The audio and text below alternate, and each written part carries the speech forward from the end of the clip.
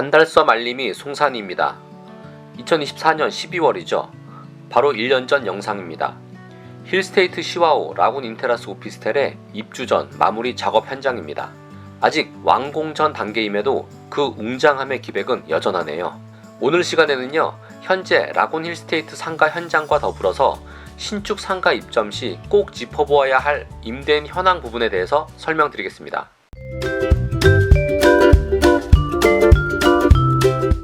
2025년 12월입니다. 라군 힐스테이트에 이미 대거 입주가 진행 중이고요. 바늘 가는데 실 가고 바람 가는데 구름 간다고 하죠. 이렇게 대단지 입주가 본격 완성형으로 접어들면서 상점들도 속속 들어서고 있습니다. 라군 힐스테이트 단지 내 상가에 다양한 입점 소식이 보이고 있네요. 부동산 사무소를 비롯해서 베이커리, 커피숍, 쌀국수집, 그 밖의 상점들도 입점이 곧 예정되어 있습니다. 라군 힐스테이트 단지 내 상가 외에도 반달섬 내에 위치한 각종 상점들이 스트리트를 가득 채우고 있는데요.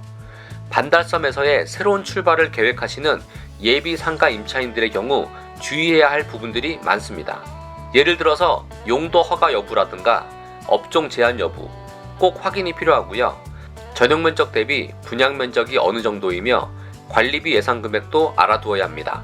그 밖에도 여러 가지가 있겠지만 오늘 시간에는 임차인의 소중한 시설재산권이자 영업재산권인 권리금과 더불어서 보증금까지도 위협을 받을 수 있는 중요한 사항에 대해서 설명드리도록 하겠습니다. 신축 프라자 상가의 경우 개발 사업 시에는 수분양자의 보호와 사업의 안정성을 위해서 신탁사를 이용합니다. 그런데 말이죠. 최근 신축 근생 건물들이 준공 이후에도 미분양으로 인해서 PF 대출 상환이 완료되지 않는 경우가 많이 발생하고 있습니다. 이렇다 보니 소유권 보존 등기가 신탁사로 기재되고 임차 보증금이나 차임 등에 대해서도 신탁사가 관리 신탁을 하게 됩니다. 임차인이 신축 건물의 상가 임대차 계약을 위해서 등기부등본을 떼어보니 신탁사 명의로 되어 있습니다. 그럼 어떻게 되는 걸까요? 물론 임대차 계약서는 시행사와 체결합니다. 그리고 해당 계약서에 대한 은행 대주단과 신탁사의 동의를 받게 되는 것이죠. 그런데 문제는 임대차 만료 시에 시행사가 보증금 반환 능력이 안 될 때입니다. 임대차 계약에 대한 신탁사의 동의가 있었다고 해도 임대차 계약 주체가 신탁사였다고 해도 신탁사는 신탁 원부의 책임 면책을 명시한 경우가 대부분이기 때문에 보증금을 청구하기 어렵습니다. 그럼 공매의 경우는 어떨까요? 해당 호수에 대해서 대출 연체 등의 채무 불이행으로 진행되는 경우 말이죠. 소유권이 개인이나 시행사에게 있으면 경매를 통해서 진행되고요. 소유권이 신탁사에게 있으면 공매를 통해서 낙찰이 이루어집니다. 그렇게 낙찰자가 선정이 될 경우에 임차인은 어떻게 될까요? 낙찰자가 선정되었더라도 단순히 임대인이 변경된 것으로 볼 수 있을까요? 우리가 일반적으로 임차되어 있는 상가를 매매하는 경우에 매수인이 임대인의 권리 및 의무를 승계하는 것과 마찬가지로 말이죠. 하지만 그렇게 생각하신다면 큰 오산입니다. 낙찰자에게는 보증금을 청구할 수 없습니다. 낙찰을 통한 매각 시에는 권리관계가 정리되는 것이 원칙이기 때문에 낙찰자는 임대차 자체를 승계할 의무가 없게 되는 것입니다.